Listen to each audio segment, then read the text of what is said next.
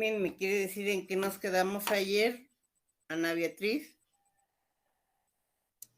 El último concepto que nos dio fue el derecho procesal del trabajo. La definición, ¿verdad? Sí. Bueno.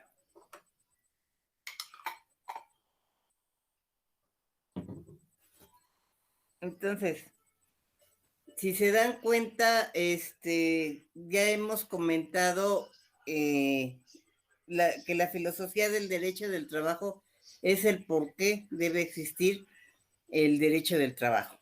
Y en esas circunstancias hemos compartido también en qué consiste o qué compone el derecho del trabajo de acuerdo al maestro Mario de la Cueva. Y me gustaría ahorita que se pusieran ustedes a trabajar y me dijeran, aparte de que ya me dijeron la otra vez, pero ahora más, ¿por qué la verdad les interesa a ustedes, si es que les interesa, el derecho del trabajo como materia? ¿Qué han aprendido hasta ahorita brevemente y por qué les interesa como materia? Por favor, hijos, pónganse a trabajar y ahorita me dicen.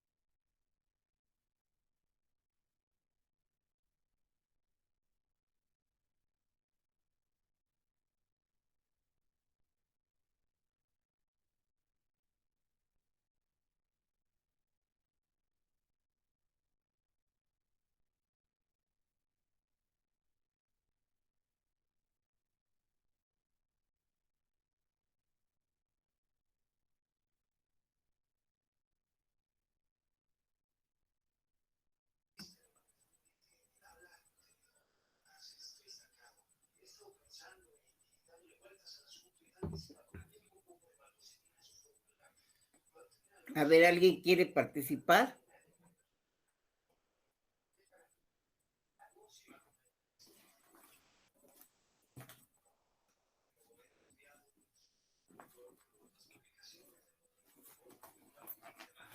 ¿Alguien quiere participar, hijos?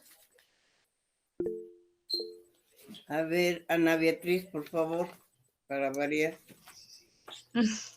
Bueno, puse, me interesa el derecho del trabajo porque trabajamos para vivir. Es algo en lo que jamás podremos estar exentos.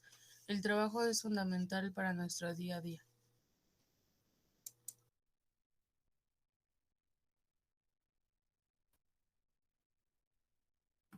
Perdona, Ana Beatriz. Entonces, a ti te interesa porque vas a trabajar. Sí. Ok, ¿a quién más? ¿Quién más quiere participar? Újule. En este grupo son, a ver, por favor.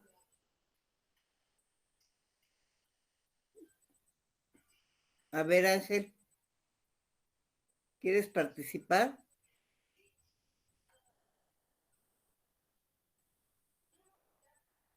¿No? ¿Nadie más? Uy, bueno.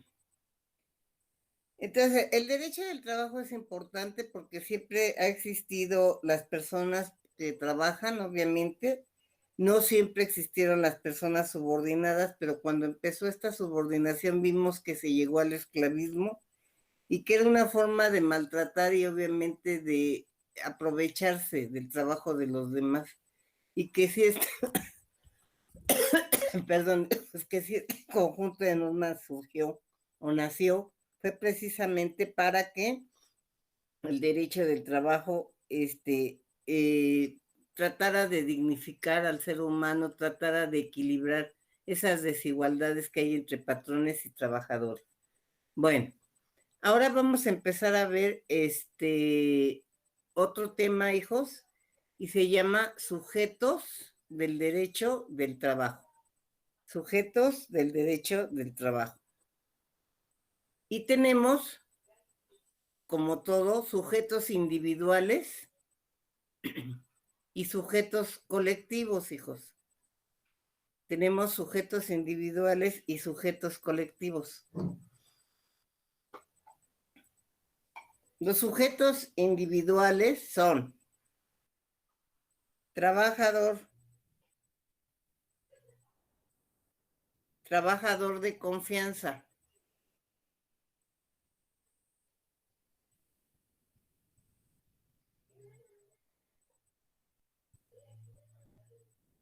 patrón, representante de patrón,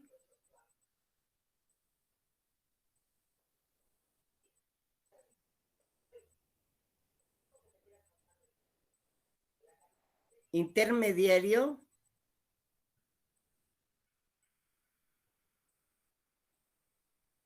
empresa y establecimiento. A ver, les repito. En materia laboral tenemos sujetos del derecho del trabajo y como tenemos siempre, recordemos una cuestión individual y una cuestión colectiva. En materia individual, los sujetos individuales son trabajador, trabajador de confianza, patrón, representante de patrón, intermediario y empresa y establecimiento.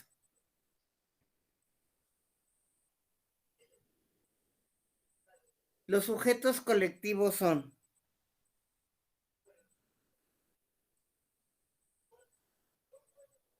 sindicato, federación y confederación. Los sujetos colectivos son sindicato, federación y confederación. Bueno, por favor, abran su ley y lean el artículo 8, por favor, de su ley.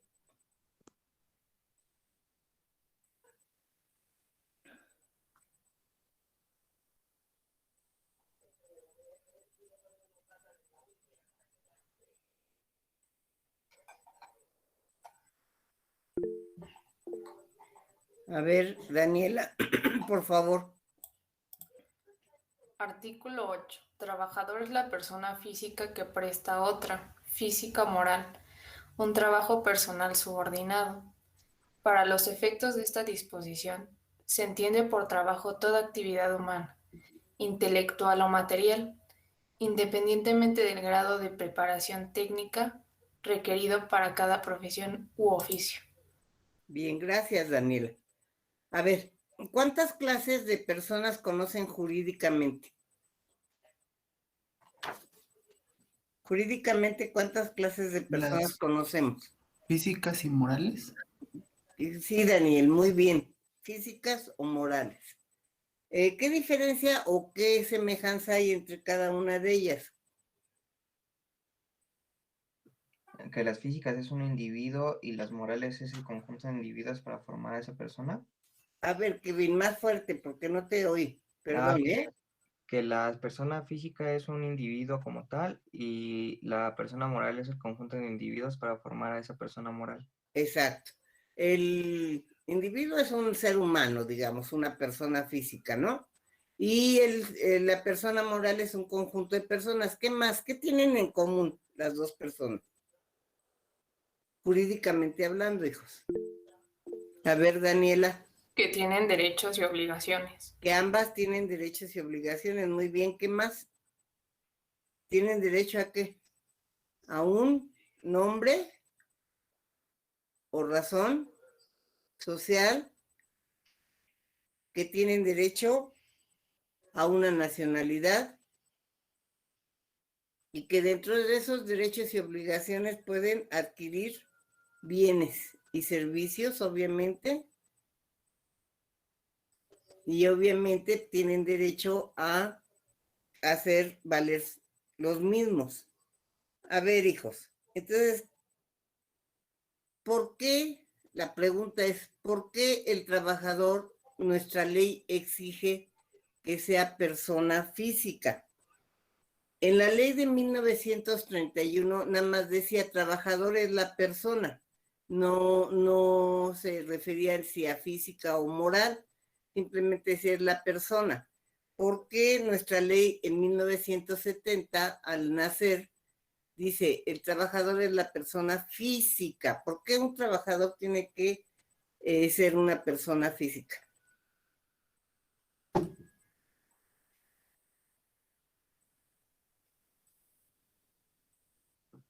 Tal vez porque la persona moral no existe como tal. La persona moral no es, hasta algunos dicen que es una ficción jurídica. Sí, hijo, pero a ver, estás bien, Kevin, pero por ahí vas, a ver, ¿qué más? No existe esa persona moral, ¿y qué más? Está más sencillo de lo que creen.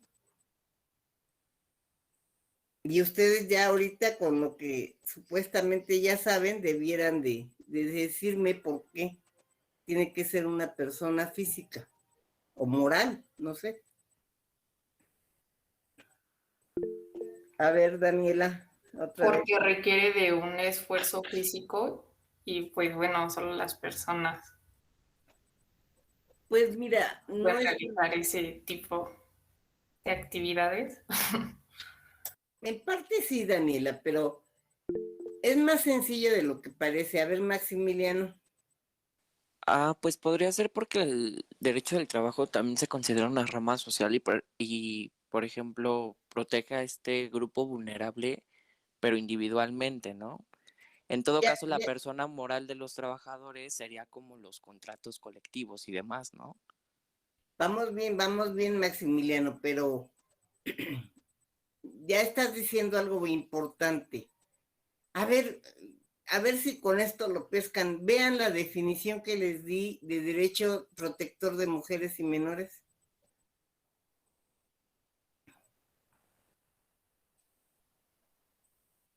Les di una definición de derecho protector de mujeres y menores. ¿Ya la tienen? A ver si de ahí sacan por qué tiene que ser persona física.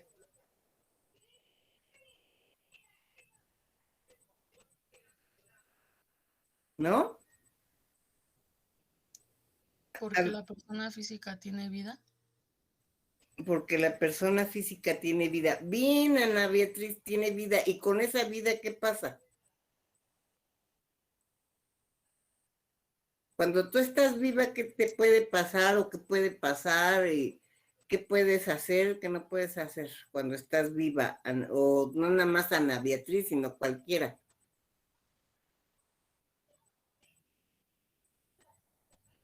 A ver, niños. Pues puedo hacer Pues actividades. puede ser que, A ver, Perdón. primero Maximiliano y después Ana Beatriz, por favor. Maximiliano. pues cuando tenemos vida podemos ser vulnerables de salud o de incidentes y demás, ¿no? Muy bien, Ana Beatriz. Es similar y hacer actividades. Y puedes enamorarte y puedes tener hambre y puedes, ¿no? A ver, ¿y qué dice, por ejemplo, de las normas que ya vimos de las mujeres? Por ejemplo, ¿qué norma les pareció cuando vimos lo de las mujeres o qué normas les pareció cuando vimos lo de los menores, por ejemplo? Una norma que ustedes hayan visto, que les guste. A ver, niños. La sensibilidad hacia la maternidad. A ver, alto, Ana Beatriz. Sí, te oí nada más lo de la maternidad, perdón. La sensibilidad a la maternidad. La sensibilidad a la maternidad. ¿Qué nos dice? 6 semanas antes del parto, 6 semanas después de parto. ¿La persona moral tiene parto? No. Hijos. Pues no. ¿Tiene hijitos? ¿O qué? Va a abrir sucursal en la persona moral y entonces le vamos a dar sus semanas, 6 semanas antes del parto y sus 6 semanas después del parto. Pues no, ¿verdad, hijos? Las personas físicas somos las que nos cansamos, somos las que comemos, somos las que tenemos hijos, somos las que podemos sufrir un accidente y entonces en ese contexto las normas de derecho del trabajo van dirigidas a personas de carne y hueso, protectoras del trabajador, por eso estamos viendo qué es el trabajador. Y entonces el trabajador tiene que ser forzosamente una persona física, porque las normas laborales están dirigidas a eso, a personas físicas, personas que se cansan, personas que tienen que comer, personas que tienen hijos, personas que se casan, porque ya van a ver que hay normas en el seguro social, que si te casas te deben dar un dinerito, que si Entonces las normas de derecho del trabajo van dirigidas a personas físicas protegiéndolos y por eso se exige que el trabajador sea persona física.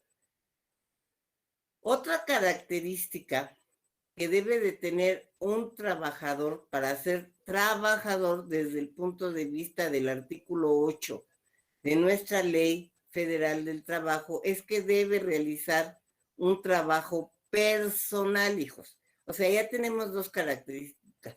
Debe ser persona física y realizar un trabajo personal. ¿Qué entienden por realizar un trabajo personal?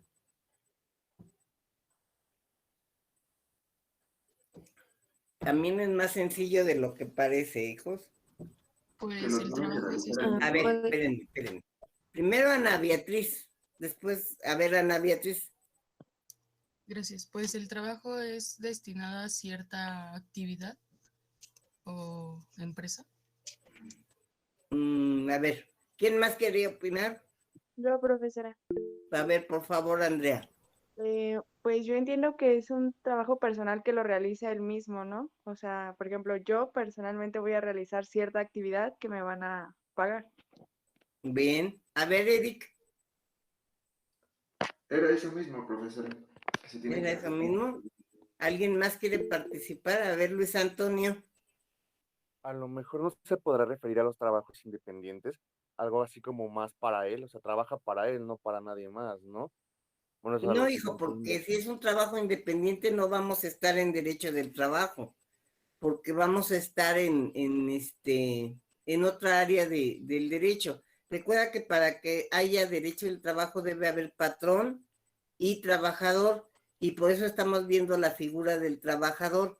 Y al referirnos a trabajo personal, nos estamos refiriendo a la relación que hay también entre patrón y trabajador. Tienes razón en cuanto a que, por ejemplo, una persona puede realizar un trabajo personal y nada más para él, pero no estaría dentro de lo que es el derecho del trabajo. Gloria, por favor. Gloria. Sería toda actividad humana, ¿no, profesora, que realiza la persona? Bien, sí. Más o ya se van acercando. A ver, María Esmeralda. María Esmeralda. Sí, profesora, ¿podría ser aquella que no depende como de otra persona para ejercerla? No, porque acuérdate que si estamos hablando de relación de trabajo, sí está dependiendo, es subordinado. Es otro de los elementos que vamos a tener para que se dé la relación de trabajo. A ver, recordemos algo, hijos. Yo les dije que si el trabajo que íbamos a ver actualmente era cualquier clase de trabajo o los trabajos que cualquier persona pudiera hacer. Y se acuerdan que quedamos que no, que el trabajo que nosotros vamos a estudiar, a ver, vean sus primeros apuntes, el trabajo que vamos a estudiar debe ser un trabajo subordinado, que es otro de los elementos. O sea, para que tú seas trabajador dentro de la Ley Federal del Trabajo debes de cumplir 3 requisitos. Estos requisitos son ser persona física que realice un trabajo personal y subordinado. Estos 3 elementos van a ser necesarios para que se te considere o se te catalogue como trabajador desde el punto de vista del derecho del trabajo. A ver, Luis Antonio.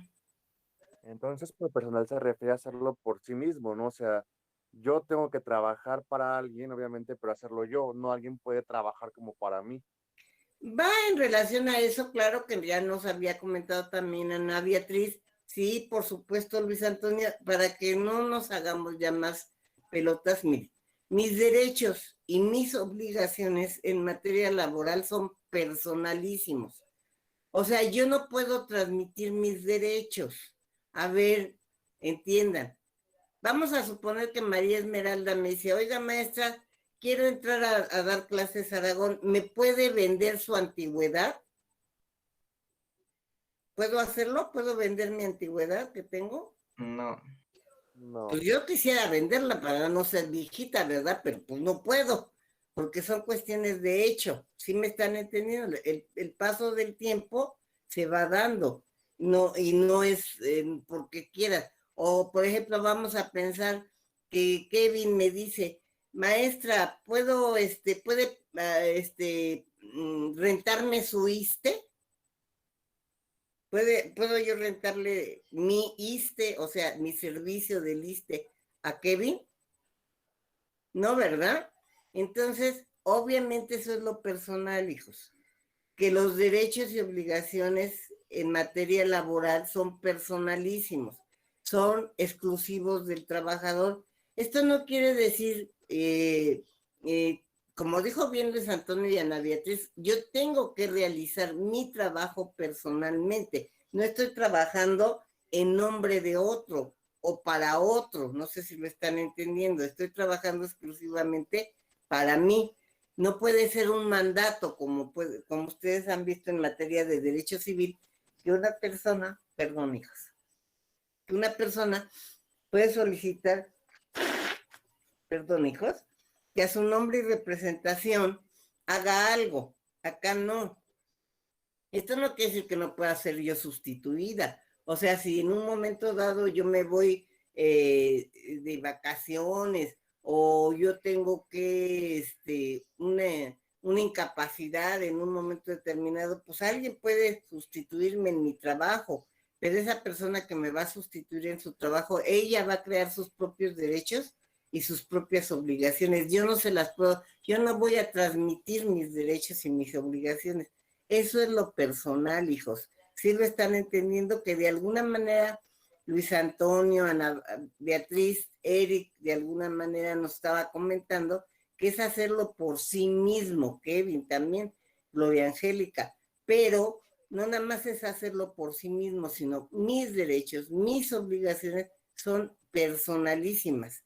O sea, mientras yo trabaje, puedo tener ISSSTE y transmitirla a mi hija, por ejemplo, cuando era menor de edad. Pero llega un momento en que si yo dejara de trabajar, pues yo perdí el ISSSTE y ella también, sí estamos entendiendo. O sea, mis derechos, mis obligaciones son personalísimas. Como les dije, ¿puedo transmitir mi antigüedad? Pues no, ojalá, insisto, pudiera hacerlo y volverme jovencita, pero eso no se puede. ¿Puedo transmitir mi ISSSTE? No. ¿Sí lo estamos entendiendo, hijos? Bueno, y hablando del ISSSTE, se me olvidó comentarles algo en previsión social, hijos. La obligación del patrón es darnos previsión social, no importa con quién. ¿Por qué? Porque yo soy apartado A, recuérdenlo, así lo ordena el artículo 3 de la Constitución, y estoy en la Ley Federal de Trabajo en trabajos especiales. Pero quien me da mi previsión social es el ISSSTE. Y no porque yo esté en el ISSSTE, voy a ser apartado B. ¿Sí lo estamos entendiendo, hijos? Yo soy apartado A y quien me da mi previsión social es el ISSSTE. Entonces, ¿por qué se los digo? Porque en alguna ocasión mis alumnos me dijeron, oiga maestra, fíjese que la maestra fulana de tal materia nos dijo que ustedes son apartado B porque tienen ISSSTE. Digo, ¿y por qué ustedes no le contestaron a la maestra que pues viera el artículo 3 constitucional y que el hecho de que un patrón tenga que dar previsión social no significa que por la previsión social vamos a hacer ¿cómo se llama? Del ISSSTE forzosamente apartado B? Que sí es lo común, sí, pero no por eso todos los que estamos en el ISSSTE vamos a hacer apartado B. Los propios trabajadores del ISSSTE son apartado A. ¿Sí lo están entendiendo, hijos?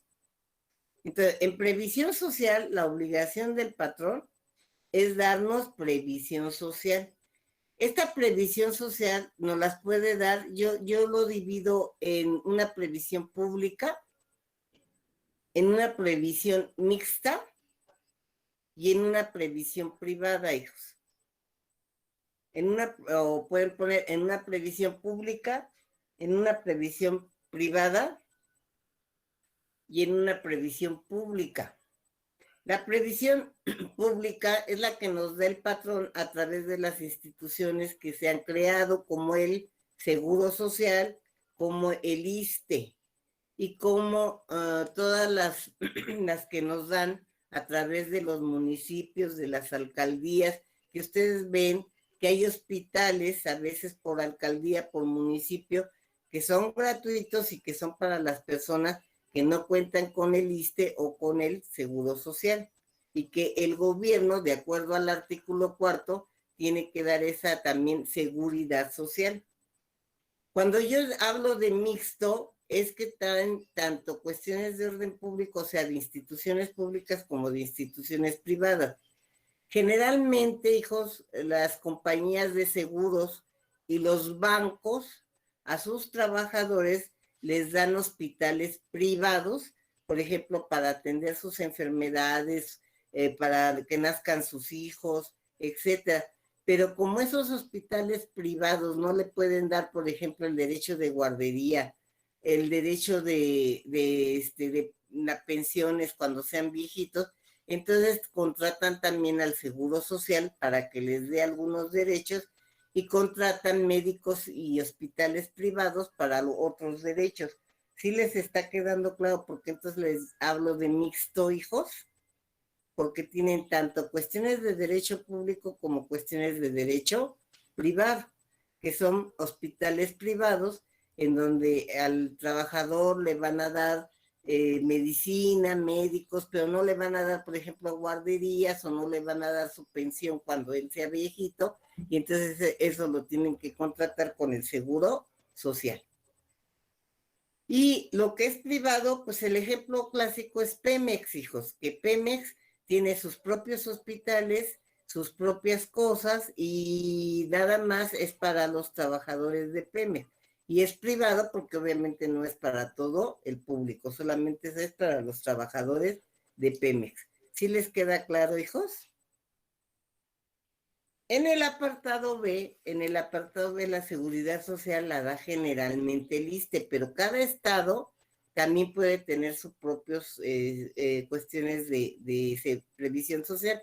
Por ejemplo, el Estado de México, donde ustedes la mayoría viven, o una gran parte de ustedes vive, a los trabajadores al servicio del Estado de México les dan el ISEMIN, que a lo mejor algunos de ustedes, su papá o sus tíos o alguien trabaja para el Estado y saben que tienen el ISEMIN.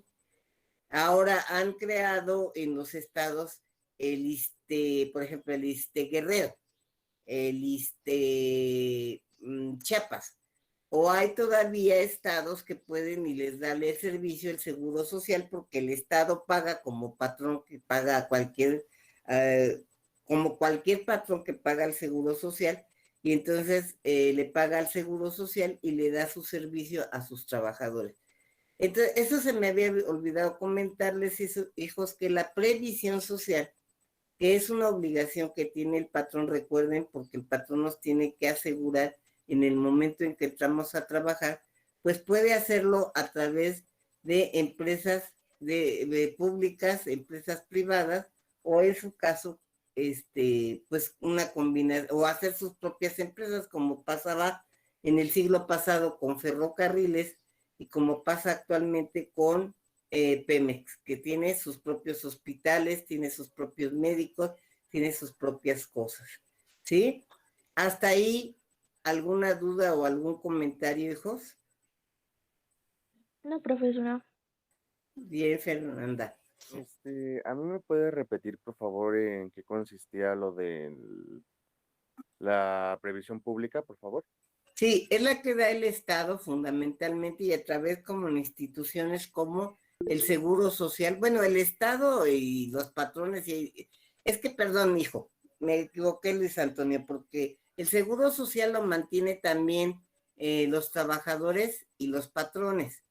Y el Estado le da una parte del erario que tienen ellos. Y entonces este es un organismo público porque es para todos los trabajadores y está controlado, administrado por el Estado. ¿Sí, Luis Antonio? ¿Alguna duda más? No, nada más. Eric, Yo sí tengo una duda. Ahorita cuando dime. me estaba explicando de lo privado, público y mixto, si a un trabajador entonces se le da la prestación superior de, digamos, un seguro de gastos médicos mayores, ¿entra ya en la categoría de mixto? Sí, por supuesto. Pero Ok. que, mira, entraría en la categoría de mixto, Eric, Roberto, cuando ya se le da a todos los trabajadores de esa empresa. Porque yo conozco empresas en las que el patrón te ofrece eso siempre y tú, como trabajador, también pagues algo. Entonces, si tú ya pagas algo y la empresa te lo da y nada más lo tienen unos cuantos, ya no es la previsión social. La previsión social es cuando la otorga el patrón. No sé si me explico. Y el patrón, por ejemplo, en seguros, en bancos, generalmente les da que pueden tener a sus hijos o pueden tener cuestiones médicas en hospitales privados, pero también tienen seguro social, hijo. Y por ejemplo, vamos a suponer que una persona que trabaja en el banco o que trabaja en el seguro social va a tener un hijo. De todas maneras, tiene que pedir su incapacidad al seguro social. Y esa incapacidad tiene que pasar al hospital donde se va a atender, que de acuerdo a lo que le dé el patrón también tiene que saber que el seguro social está enterado de que su trabajadora va a dar a luz, va a tener un hijo, y también, o sea, pero va a ser atendida en una empresa privada. ¿Sí te queda claro, Eric? O sea, si el patrón te va a dar previsión social, tiene que ser para todos sus trabajadores. Si el patrón de repente, mira, te lo voy a poner así como la UNAM. La UNAM nosotros tenemos el ISSSTE, pero nos ofrecen como trabajadores que podemos tener servicio de gastos médicos, pero tenemos que pagar una cantidad. Si entonces nosotros pagamos una cantidad y no es para todos los maestros ni para todos los trabajadores, entonces eso no es previsión social. Es una prestación de la cual puede hacer uso un trabajador, pero no todos los trabajadores. Entonces ya no se convierte en la previsión social. La previsión social es cuando a todos los trabajadores el patrón les da eso. ¿Sí, Eric? Sí, profesora, ya me quedó más claro. ¿Ya Gracias. te quedó claro? No, más claro no. Espero que te haya quedado claro. Ya, claro, sí. Para que ya, Luis Antonio, ¿ya te quedó claro también lo que me preguntaste o te lo vuelvo a explicar, hijo? No, sí, ya, profesora, me quedó claro. Bueno, entonces les decía, público es cuando son instituciones, aunque por ejemplo en este caso tanto el Seguro Social como el ISSSTE son organismos públicos descentralizados, pues están, digamos, dentro de lo que es el área gubernamental. Entonces, esa es una previsión social pública.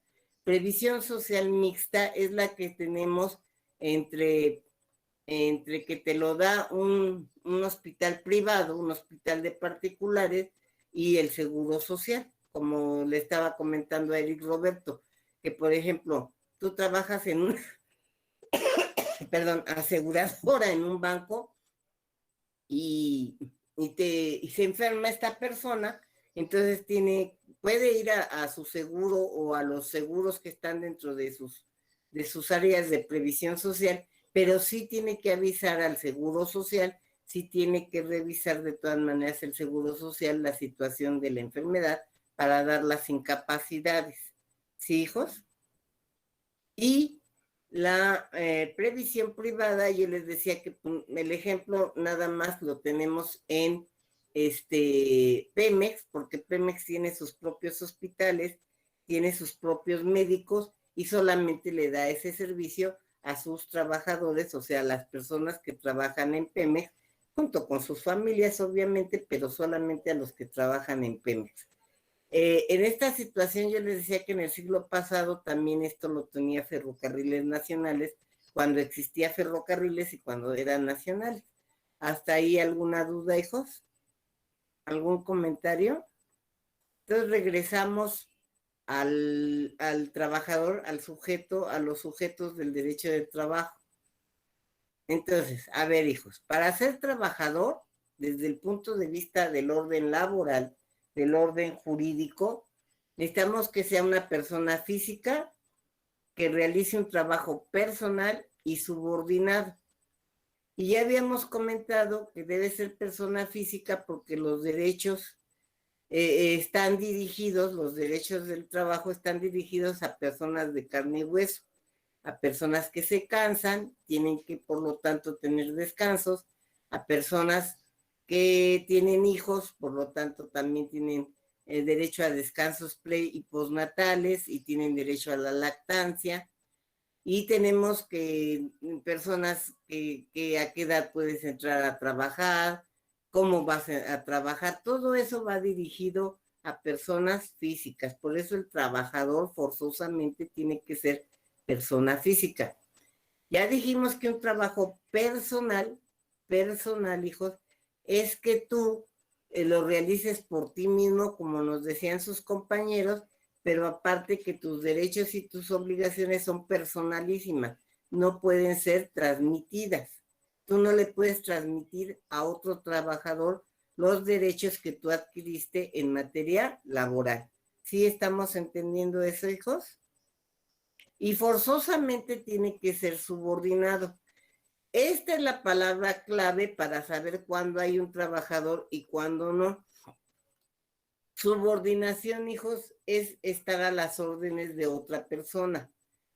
Y obviamente esta subordinación tampoco significa que el patrón pueda hacer lo que quiera de ti, hijos, o no significa que a fuerzas el patrón esté atrás de ti. Por ejemplo, subordinación significa que voy a obedecer, que le voy a ser fiel al patrón, pero no que necesariamente esté atrás de mí dándome órdenes y yo ya sé lo que tengo que hacer con mi trabajo. Por ejemplo, si yo ya sé que tengo que dar clases, no va a venir mi jefa de carrera o el director de la facultad a ver si estoy dando clases o no. Sí estamos entendiendo, eso es ya, pero estoy subordinada a lo que ellos realicen. Por ejemplo, cuando hubo el paro el semestre pasado por parte de sus compañeros, pues aunque podíamos quizá dar clases porque estábamos a través de estos medios de computación, nos dijeron que no diéramos clase y teníamos que estar subordinados a esa situación. En subordinación entonces significa estar bajo las órdenes de, pero esa persona tampoco puede ordenarme lo que quiere. Por ejemplo, decirme, oiga maestra, me dijeron unos alumnos que pueden contactarla a las 5 de la tarde para que les dé nuevamente la clase, porque ellos no pudieron tomarla a las 7 de la mañana. Pues no tengo por qué obedecer, porque mi clase y mi relación está de 7 a 8. ¿Sí estamos entendiendo, hijos? ¿Sí? Entonces, subordinación, apunten para que no se les olvide, es la situación legal en la que se coloca una persona. Subordinación es la situación legal en la que se coloca una persona llamada trabajador y que está a disposición de un patrón.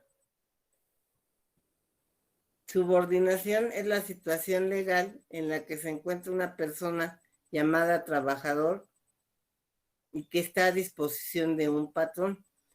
¿Por qué también digo subordinación es la situación legal, hijos? Porque en el apartado B tenemos obviamente personas físicas que realizan un trabajo personal y subordinado, pero que la ley los excluye. Ahora, ¿por qué los excluye? muchas veces yo no los entiendo. Por favor, miren, hagan su constitución en el artículo 123 y vean el apartado B, por favor. Y vean la fracción, ay, no sé si, la 13, por favor, o la 15, a ver cuál de las dos es, porque ya saben que yo no me sé las leyes de memoria.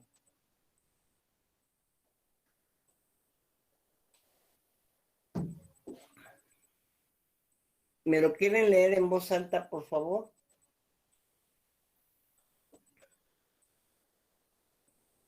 ¿Qué artículo era, profesora? 123 constitucional, apartado B, la fracción 13, Luis Antonio. A ver, Iván. Fracción 13.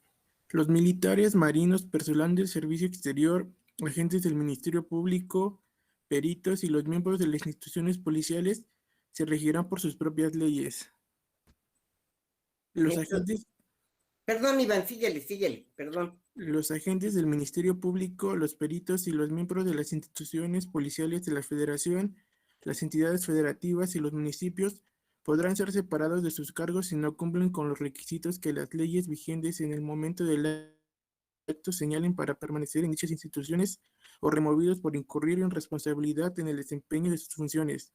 Si la autoridad jurisdiccional resolviere que la separación, remoción, baja, cese o cualquier otra forma de terminación del servicio fue injustificada, el Estado solo estará obligado a pagar la indemnización y demás prestaciones a que tenga derecho sin que en ningún caso proceda a su reincorporación al servicio, cualquiera que sea el resultado del juicio o medio de defensa que se hubiere promovido. Las autoridades federales de las entidades federativas y municipales, a fin de propiciar el fortalecimiento del sistema de seguridad social del personal del Ministerio Público, de las corporaciones policiales y de los servicios periciales de sus familias y dependientes, instrumentarán sistemas complementarios de seguridad social. El Estado proporcionará a los miembros en el activo del Ejército, Fuerza Aérea y Armada las prestaciones a que se refiere el inciso F de la sección 11 de este apartado, en términos similares y a través del organismo encargado de la seguridad social de los componentes de dichas instituciones. Ok. Entonces, fíjense bien.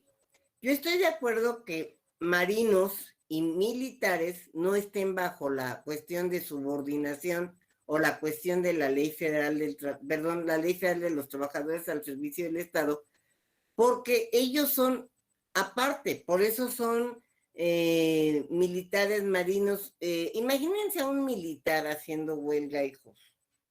Imagínense a los marinos haciendo huelga o decir, están persiguiendo a narcotraficantes o a delincuentes y están, ya son las 8 horas de mi jornada, ya me voy a descansar.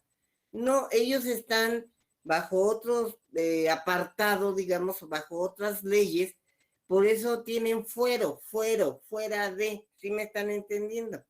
Ellos están regidos por sus propios juzgados, tribunales, sus propias cárceles, sus propias cosas. Ahí sí estoy de acuerdo. Pero todos los demás trabajadores, los pobres policías, hijos, los MPs, y los que mencionen el artículo 13, ¿por qué me los quita de ahí?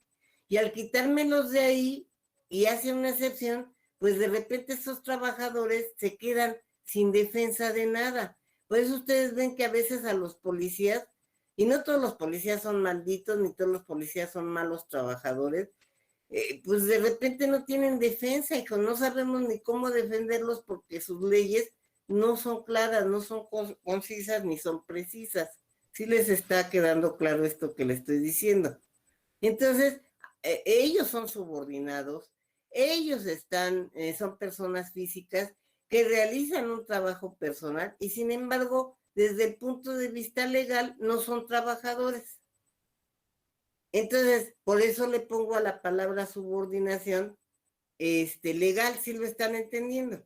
También como vimos, por ejemplo, con los menores trabajadores, que yo les dije que los artistas o eso, ¿no?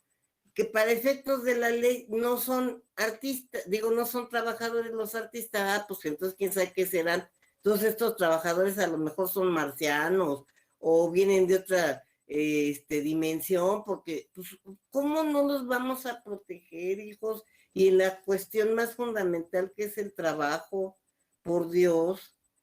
Y luego vean, no sé si es la fracción 15, Iván, o 16 del artículo que nos leíste, del 123, donde habla también de los trabajadores de confianza. A ver, ¿quieres leerme? Fracción 13 bis. No, fracción 14.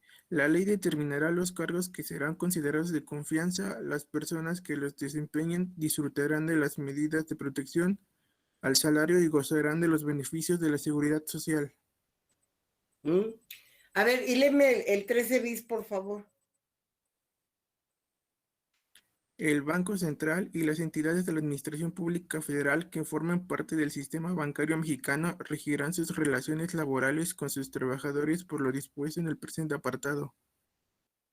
Ok. Ahora fíjense, bien nos dice, los trabajadores de confianza tendrán derecho a salario y a previsión social.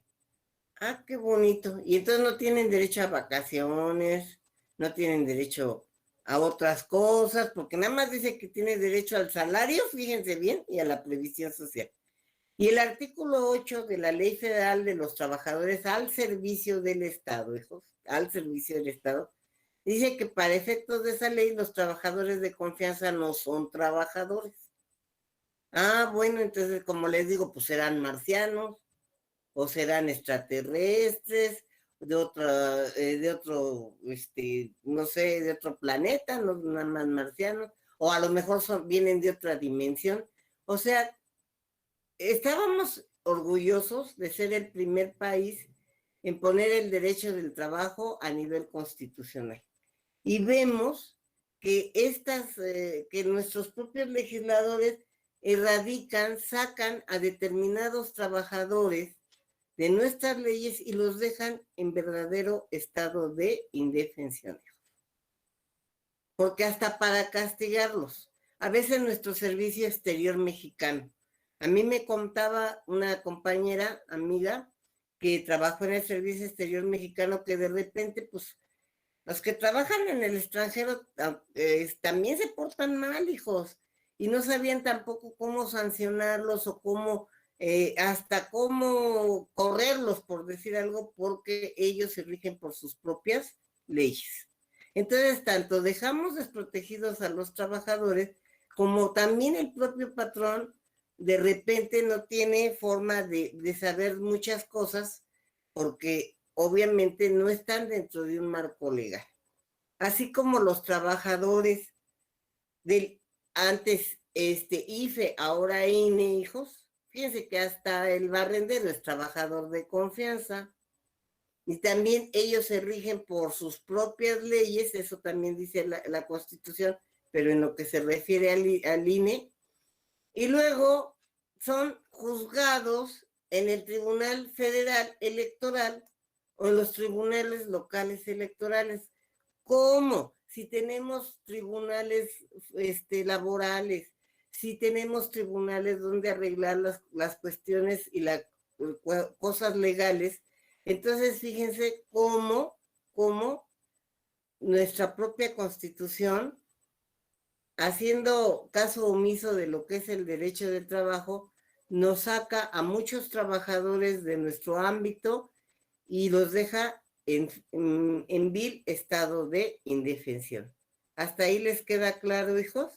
Por eso hablo que la subordinación es una situación legal, porque también la ley excluye, sobre todo en lo que es el apartado B, a muchos trabajadores, ¿sí? ¿Sí les queda claro, hijos? ¿Alguna duda? Sí, profesora, todo claro. Gracias, Luis Antonio. Entonces, como ya llegamos a los minutos que les dejo de reposo antes de que venga su otro maestro, entonces nos vemos mañana, hijos. Cualquier duda la apuntan y con mucho gusto la resolvemos. Porque esto que les planteé sí está medio complicado. O sea, una cosa es el apartado B y otra el A, pero de todas maneras el apartado B está excluyendo a muchos trabajadores. ¿Sí les queda claro? Bueno, entonces nos vemos mañana, hijos. Hasta mañana. Que descansen. Nos vemos, profesora. Cuídense mucho. Cuídense mucho.